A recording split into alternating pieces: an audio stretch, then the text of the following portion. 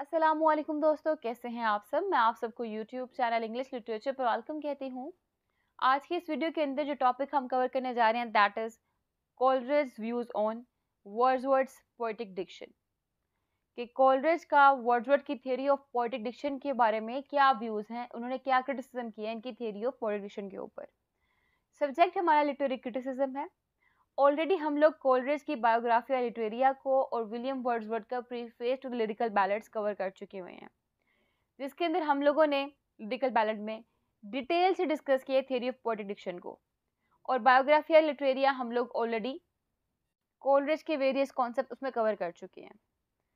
तो anyhow, ये William Wordsworth और कोलरिज रोमांटिक एरा के बहुत ज़्यादा इम्पॉर्टेंट लिटरेरी फिगर काउंट किए जाते हैं।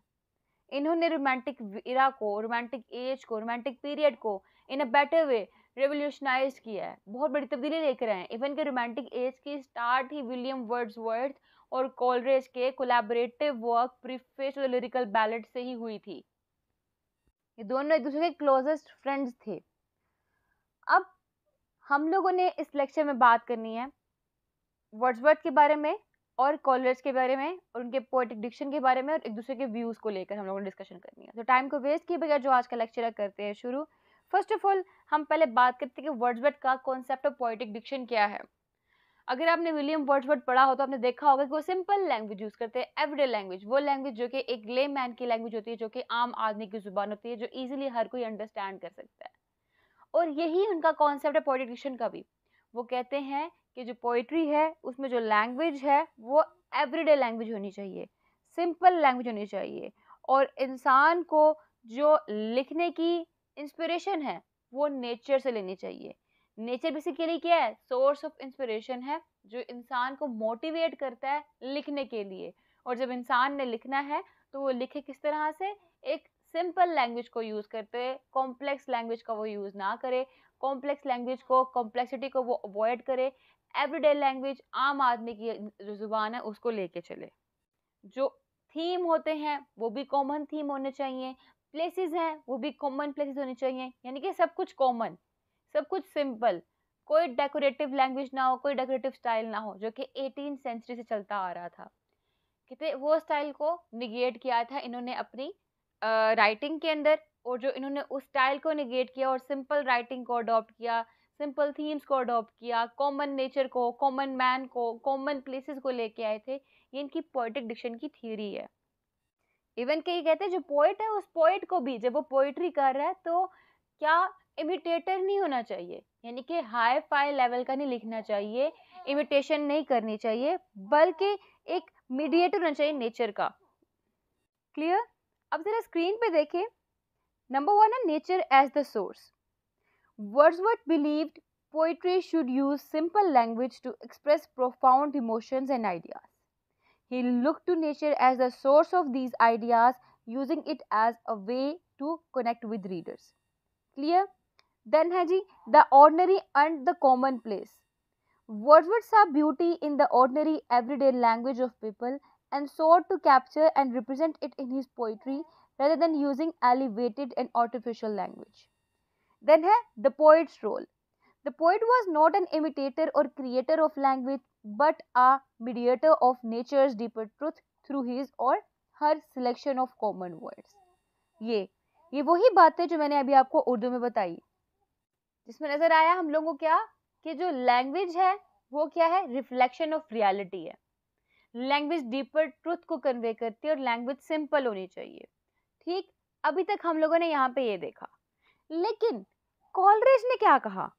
कोलरिज ने कहा नहीं, लैंग्वेज जो है वो रिफ्लेक्शन ऑफ रियलिटी नहीं होनी चाहिए, बल्कि लैंग्वेज एक ऐसा मीडियम होना चाहिए जिसके थ्रू हम लोग रियलिटी को समझें। ठीक है, फिर साथ ही कहते हैं कि लैंग्वेज जो है वो सिंपल नहीं होनी चाहिए, कि सिंपल लैंग्वेज क्या कन्वे करेगी? कहते हैं लैंग्वेज जो है वो ऑब्सक्योर होनी चाहिए, लैंग्वेज जो है कॉम्प्लेक्स होनी चाहिए, आर्टिफिशियल लैंग्वेज यूज करनी चाहिए।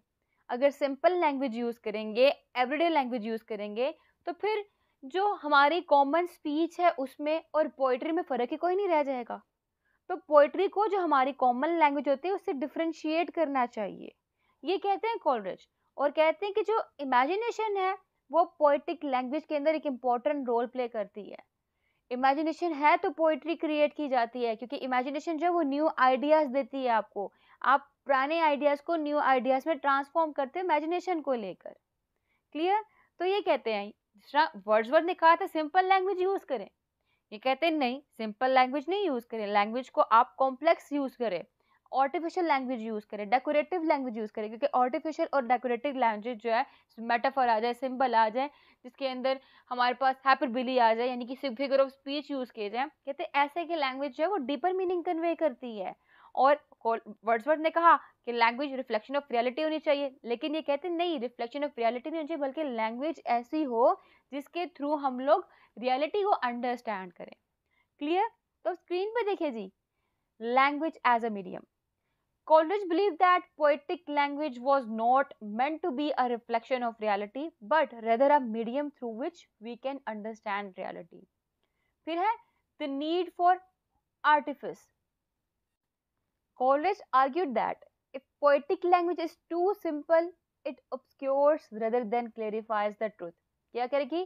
ट्रुथ को धुंधला कर देगी क्लियर करने के बजाय। इंसान के लिए ट्रुथ को अंडरस्टैंड करना मुश्किल हो जाएगा अगर बहुत ज़्यादा सिंपल हुई तो। He believed that poets should use more complex and artificial language to convey deeper meaning. Deeper meaning convey करने के लिए artificial और complex language use की जानी चाहिए। फिर the role of imagination, इसमें ये कहते हैं imagination is the key to poetic language and the poet's task is to use the imagination to create a new world that is both different from and connected to the real world. Wordsworth ने nature की बात की थी, यहाँ पर उन्होंने imagination की बात की। कहते इमेजिनेशन जो है वो की पॉइंट है, ठीक है, वो की है पोएटिक लैंग्वेज के लिए, और पोएट को इमेजिनेशन को यूज करते एक नया वर्ल्ड क्रिएट करना है, जो क्या करता है, रीडर को रियल वर्ल्ड के साथ कनेक्ट करता है। और वो जो इमेजिनेटिव वर्ल्ड है ना, वो रियल वर्ल्ड से डिफरेंट होता है। जिस तरह हम लोगों ने बायोग्राफी लिटरेरी के अंदर एक कॉन्सेप्ट पढ़ा था, विलिंग सस्पेंशन ऑफ डिसबिलीफ का, अगर आपको याद हो तो, जिसमें कहा गया था एक एक रीडर है, वो अगर एक ऑडियंस में से मूवी देखने वाला वॉचर है तो उसको क्या चाहिए, वो विलिंगली जो डाउट्स उसको है उनको डिसबिलीव कर देंगे, यानी कि उसको पता है कि इस तरह की जो इमेजिनेशन है वो एग्जिस्ट नहीं करती, इस तरह का जो मैजिकल बेस्ड वर्ल्ड बनाया गया वो एग्जिस्ट नहीं करता, वो उसको विलिंगली निगेट कर दे इस आइडिया को, थोड़ी देर के लिए भूल जाए, और जो उसको चीज़ दिखाई जा रही है उसमें कोई जादू हो रहा है तो उसको देखे और उसको एक्सेप्ट करे रियलिटी के तौर पे, इस तरह उसको एंजॉयमेंट मिलेगी।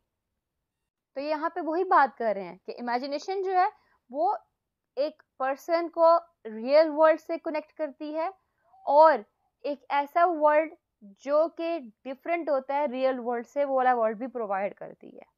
क्लियर? तो ये इन्होंने रोल ऑफ इमेजिनेशन की बात की थी। फिर अगर हम बात करें वर्ड्सवर्थ के पर्पस ऑफ पोएटिक लैंग्वेज की, तो उसमें क्या है, एक तो मॉरल टीचिंग है, दूसरा इमोशनल इफेक्ट है, तीसरा स्पिरिचुअल सिग्निफिकेंस है, जो विलियम वर्ड्सवर्थ का पर्पस है पोएटिक लैंग्वेज को लेकर।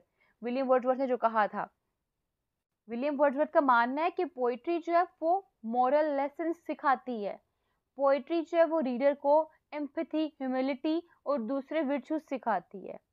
ये मॉरल टीचिंग की बात की। और इसके अलावा अगर इमोशनल इफेक्ट के लिहाज से बात करें तो वर्ड्सवर्थ का मानना है कि पोएटिक लैंग्वेज जो है ना ऐसी हो जो कि इमोशंस को इवोक करे, क्योंकि इमोशंस जो है वो फंडामेंटल है ह्यूमन नेचर के लिए। इनका मानना है कि poetry could provide emotional healing and consolation for readers. And then spiritual significance की बात करें तो poetry has a spiritual significance that transcends the material world. It can reveal deeper truths about the human condition and the universe as a whole. ये कहते हैं जी William Wordsworth, और बिल्कुल इसी कॉन्सेप्ट को अपनी पोइट्री में लेके चलते हैं, जैसा कि I wandered lonely as a cloud, इसके अंदर वो सिंपल लैंग्वेज यूज करते हैं, और सिंपल लैंग्वेज को यूज करते हुए वो डैफोडिल्स को यहाँ पे मेंशन करते हैं, जिसमें डैफोडिल्स डांस कर रहे होते हैं, और पोएम यहाँ पे क्या एक्सप्रेस कर रही होती है, the joy of observing nature and the ability of memory to preserve those moments. ठीक है, ये तो एक एग्जांपल हो गई कि यहाँ पे उन्होंने कैसे अपने पोएटिक डिक्शन को यूज भी किया है वर्ड्सवर्थ ने उसकी। फिर टिंटन एबे, ये भी इनकी ऐसी पोएम है जहाँ पे इन्होंने अपनी डेली लाइफ के एक्सपीरियंस को लिखा है, ठीक है, अपनी पावर ऑफ मेमोरी को लिखा है, जो इनकी पावर ऑफ मेमोरी को कनेक्ट करती है पास्ट से और प्रेजेंट से, ठीक है। ये इनकी लाइफ के बारे में। सेम इसके अंदर इन्होंने ऑर्डिनरी लैंग्वेज का यूज किया है, जैसे वो कहते हैं। फिर है जी कंपोज्ड अपॉन वेस्टमिनिस्टर ब्रिज, ठीक है, ये भी अगेन पोएम सिंपल लैंग्वेज इन्होंने इसके अंदर यूज की हुई है। इसमें जो पोएम है वो harmony between man and nature की बात कर रही होती है। क्लियर। फिर इसके बाद जो कॉलरेज है उनके अल्टरनेटिव व्यू क्या है पोएटिक लैंग्वेज को लेके। उन्होंने कहा the role of imagination. Coleridge यहाँ पे नेचर की बात नहीं कर रहे, इमेजिनेशन की बात कर रहे हैं। वर्ड्सवर्थ के अकॉर्डिंग नेचर जो है वो एसेंशियल एलिमेंट था, किसका, पोइट्री का, पोइट्री लिखने का, इंस्पिरेशन लेने का। लेकिन कॉलरेज कहते हैं इमेजिनेशन मैटर करती है, इमेजिनेशन एसेंशियल एलिमेंट है पोइट्री का लिए, ठीक है। ही saw the imagination as a force capable of creating new and unique artistic representation of the world, ठीक। फिर उसके बाद बात करते हैं द इम्पोर्टेंस ऑफ मिस्ट्री की। इनके अकॉर्डिंग जो है ना मिस्ट्री बहुत मैटर करती है। कहते हैं अगर हम सिंपल लैंग्वेज यूज करेंगे ना तो पोइट्री के अंदर कोई भी मिस्ट्री नहीं होगी।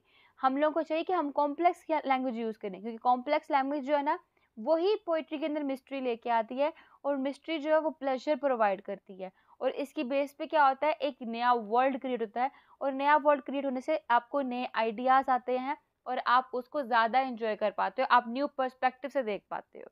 जैसा कि for Coleridge poetic language should not reduce complex human experiences to simple formulas. Instead, it should maintain some level of mystery and create new ways of looking at the world. ये poetry ऐसी होनी चाहिए जहाँ पे mystery भी हो और दुनिया को नए नज़रिए से देखने का एक तरीका भी मौजूद हो। फिर the need of artifice. Artifice means यानी कि आर्टिफिशियलिटी के एलिमेंट मौजूद हो पोइट्री के अंदर, क्योंकि अगर हम सिंपल लैंग्वेज यूज करेंगे तो वो प्रोज की लैंग्वेज हो जाएगी, और पोइट्री के अगर हम आर्टिफिशियलिटी के एलिमेंट्स लिखेंगे, लिटरेरी टर्म्स यूज करेंगे, लिटरेरी लैंग्वेज यूज करेंगे, तो क्या होगा, तभी पोइट्री जो है वो अपनी पीक पे पहुंचेगी, वरना वो तो प्रोजेक्ट लैंग्वेज बन जाएगी, ठीक। तो वो कहते हैं Coleridge believed that poetic language should have an elevated and sophisticated quality to distinguish it from prosic language. He saw the use of a complex language as a way to express more complex and profound emotions. Clear? तो ये था Coleridge का alternative views. अगर हम इनको comparison करें, दोनों को comparison contrast of Wordsworth and Coleridge theory, इन दोनों को कंपैरिजन करें। Number 1, attitude to nature. Wordsworth के कहते हैं nature is a source of inspiration and poetry should reflect everyday language. लेकिन कॉलरेज के कहते हैं nature is a source of wonder and mystery and poetic language should be complex and elevated. क्या कह रहे हैं जी, नेचर जो है वो सोर्स है वंडर का और मिस्ट्री का, और पोएटिक लैंग्वेज जो है वो कॉम्प्लेक्स और एलिवेटेड होनी चाहिए। सेकंड पॉइंट है एटीट्यूड टू इमेजिनेशन। अब वर्ड्सवर्थ कहते हैं इमेजिनेशन जो है वो पास्ट को रिवाइव करने का और पास्ट एक्सपीरियंस को रिवाइव करने का एक सोर्स है, और न्यू एक्सपीरियंसेस को क्रिएट करने का सोर्स है। लेकिन कॉलरेज के कहते हैं imagination is a way to create new realities and convey deeper meaning, कि न्यू रियलिटीज को क्रिएट करने का और डीपर मीनिंग कन्वे करने का एक सोर्स है, ठीक। यानी कि नेचर के बारे में क्या व्यू है दोनों का, इमेजिनेशन के बारे में क्या व्यू है दोनों का, क्लियर हो गया। अब लैंग्वेज, वर्ड्सवर्थ कहते हैं लैंग्वेज सिंपल होनी चाहिए, हम लोगों को जो सिंपल वर्ड्स हैं कॉमन यूजेज के उनको यूज करना चाहिए। लेकिन कॉलरेज कहते हैं language should be complex and artificial and the poet should take risk with diction, ठीक। यहाँ पे भी दोनों का कंट्रास्ट हो गया, यानी कि ये तीन व्यूज हैं, ये तीन पैराडाइम हैं, ये तीन पैरामीटर है जिनके बेस पे डिफरेंस आता है। नेचर के बेस पे आता है, और इमेजिनेशन की बेस पे आता है, और लैंग्वेज की बेस पे आता है। आपने ये तीन पैराडाइम याद रखने हैं। तो कंक्लूड करते हैं हम लेक्चर को कि Wordsworth contribution, Wordsworth's theory of poetic diction emphasized simplicity, sincerity, and emotional power. His poetry captured the beauty and wonder of nature while teaching value moral lessons. जबकि Coleridge का alternative view क्या है? Coleridge's criticism of Wordsworth forced poets to reconsider their use of language and to acknowledge the importance of the mysterious and the complex. His focus on imagination pushed poets to explore new ways of looking at the world. That's all. तो ये था हमारा आज का lecture. I hope कि आपको आज का लेक्चर जो अच्छे से क्लियर हो चुका होगा, इसमें कोई कंफ्यूजन बाकी नहीं रही होगी। वीडियो पसंद है, वीडियो को लाइक भी करिएगा, हमारे चैनल को सब्सक्राइब करना मत भूलिएगा, दुआओं में खास याद रखिएगा। Stay tune with us, take care.